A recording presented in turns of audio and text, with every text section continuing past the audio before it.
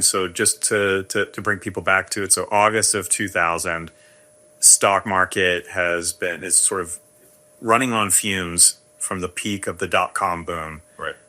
By March of 2001, it's warning signs everywhere.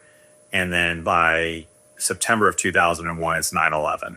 And it's just whammy after whammy after whammy. And now you're in a sales role where you have to, increase revenue for the company. So how did you handle that? What did you do? Well, were you nervous? Well, I didn't have anything to lose, so I don't know if I was nervous. Just kind of nervous in the sense if you lose your job.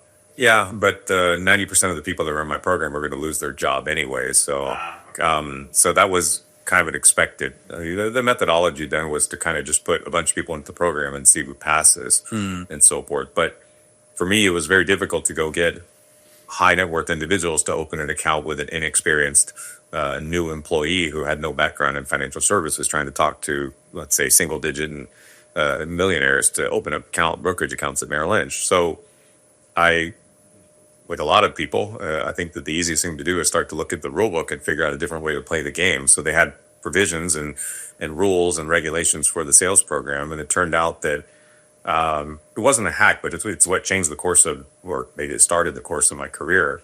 But I figured out that small business retirement plans counted, and that was a little bit less of a trying to convince one wealthy individual to work with you, an inexperienced young recent college graduate. But you could help them set up a 401k plan for their small business through the payroll provider. And I never even talked to those people individually. So we talked about this a little bit before in the prep for this, but I just learned that I could basically talk to the representatives who were also recent college graduates of the payroll companies and tell them that I was an advisor at Merrill Lynch. And if they ended up selling payroll services to a small business, let's say 15 employees and under was typically their market because they were the recent young college graduates, that if they wanted a 401k, if they actually put my name and ID number, then I would be the financial advisor on that 401k plan. So I did that and passed the program with flying colors instead. And you're offering your buddy spiffs on leads? I gave him $100 in cash. So nice. And probably bought him beers. So that's what I did. And they would just know my little 6-digit ID number.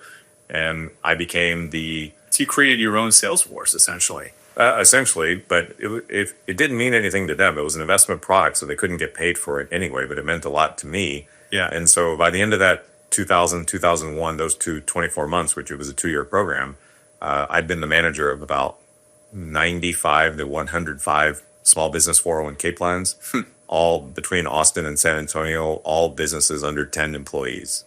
And that was the start. And then the realization hit me that I have parents who have no retirement savings because they work in the restaurant industry. So I didn't grow up in a household knowing about IRAs and 401ks.